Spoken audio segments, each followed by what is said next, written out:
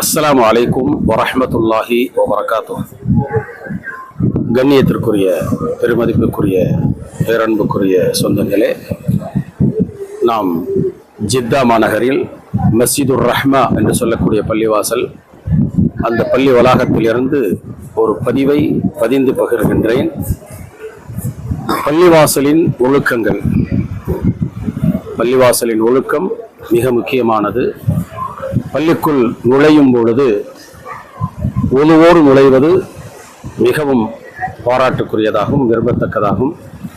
பள்ளிக்குள் நுழையும் பொழுது வலது காலை எடுத்து வைத்தவர்களாக அல்லாஹும் மஃப்தஹ்லி அபுவாப ரஹ்மதிக், அல்லாஹும் மஃப்தஹ்லி அபுவாப ரஹ்மதிக், இறைவா உன் அருள் வாயில்களை எங்களுக்கு திறந்து வைப்பாயாக என்று துஆ செய்தவர்களாக பள்ளிக்குள் வலது காலை எடுத்து வைத்து நுழைய வேண்டும்.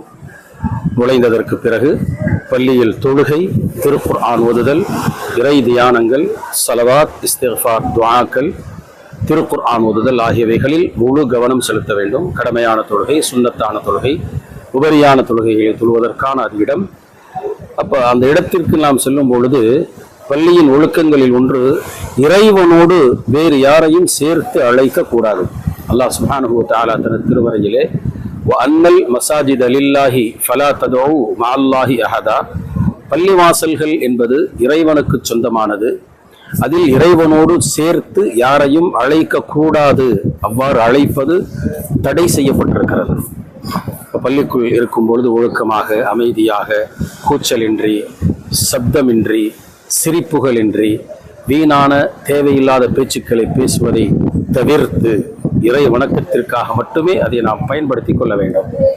பள்ளியில் இருந்து வெளியே வரும் பொழுது அதற்கான துஆ, அல்லாஹும்ம இன்னி அஸ்அலுக மின் ஃபத்லிக், அல்லாஹும்ம இன்னி அஸ்அலுக மின் ஃபத்லிக், இறைவா உன்னுடைய அன்பையும் பேரன்பையும் உன்னிடத்திலே கோருகின்றேன், உன் மூலமாக கிடைக்கக்கூடிய அத்தனை அருள்களும் எனக்கு தேவை என்ற வார்த்தையை சொன்னவர்களாக முதலில் இடது காலை எடுத்து வைத்து பிறகு வெளியே வர வேண்டும். இதுதான் பள்ளியில் நாம் கடைபிடிக்க வேண்டிய ஒழுக்கங்களாகும்.